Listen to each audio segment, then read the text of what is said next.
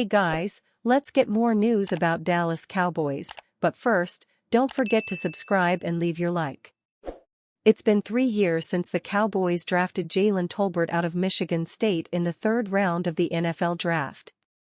In that time, he has shown some glimpses of being a capable part of a wide receiver rotation, but he has not established himself as the WR2 the Cowboys so desperately wanted him to be alongside CeeDee Lamb. Tolbert has tallied 73 catches in his time in the NFL, with 49 of those catches coming last year. He has averaged 21.2 yards per game in his Cowboys career, making him an ideal number 3 or 4 option. With George Pickens aboard, though, there's plenty of questions about whether Dallas should keep Tolbert at all. He will be a free agent after the 2025 season. The Cowboys' depth chart is not bustling at receiver, but the team did trade for Jonathan Mingo at last year's NFL deadline, and there is obviously some intention to get the ball to him. The same can be said of diminutive speedster Kevonde Turpin, who was given a 3-year, $13.5 million contract this offseason, $5 million guaranteed, and is expected to have a bigger role in the offense to reflect it. The Cowboys also signed veteran Paris Campbell, and have 2 late-round picks from 2023 and 2024 Jalen Brooks and Ryan Flournoy on hand.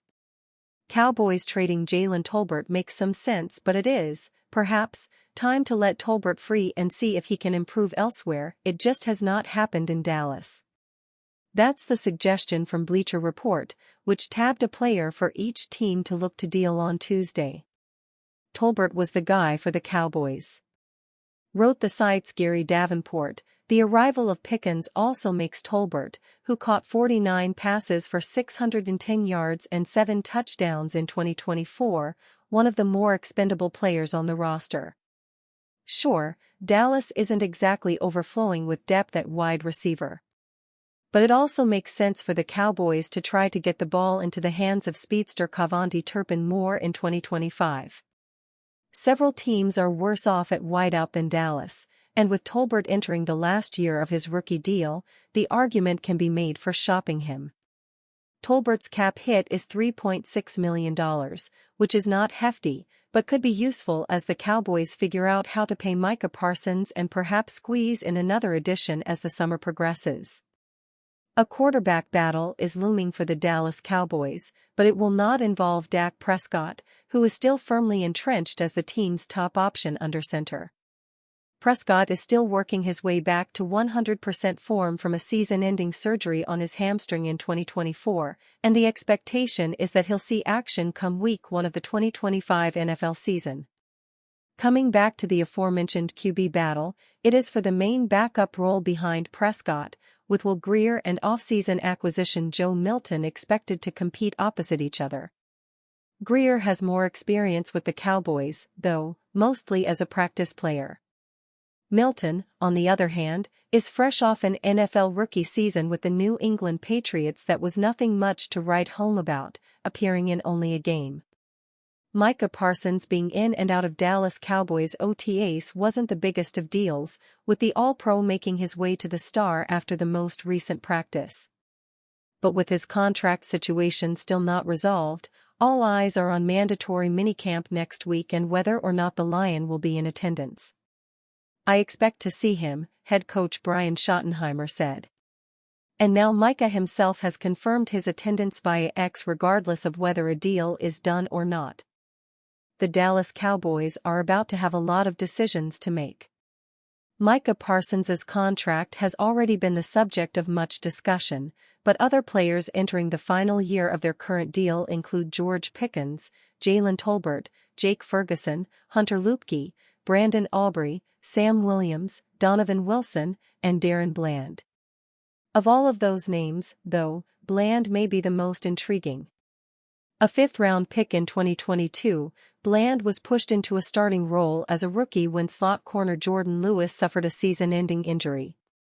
He played well enough to earn the starting job opposite Trayvon Diggs the next year, though Diggs would suffer an injury of his own early into the season. Bland, who had led the team with 5 picks the year before, lit the league on fire with a league-leading 9 interceptions, breaking a record by returning 5 of them for a touchdown. Unsurprisingly, Bland was named a first-team All-Pro that year. However, Bland's follow-up campaign wasn't as special. He failed to record an interception all year, though he missed more than half the season with a foot injury. Even when he did play, though, Bland didn't look like himself. He gave up a completion 2/3 of the time quarterbacks threw at him, and Bland's passer rating allowed clocked in at 116.1, which is easily the worst mark in his career. In fact, only 7 cornerbacks had a worse passer rating when targeted last year.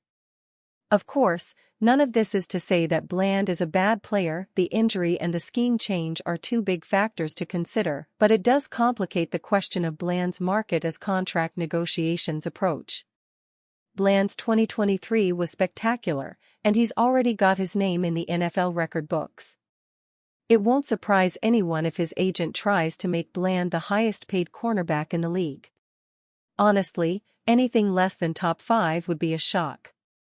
Currently, Spotrac lists Bland's market value at an average of $23.7 million per year.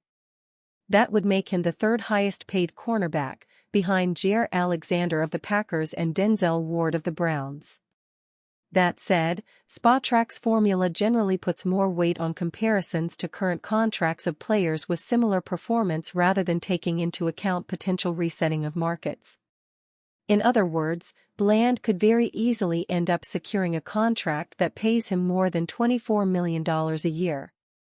Whatever the actual number ends up being, though, it shouldn't be with the Cowboys.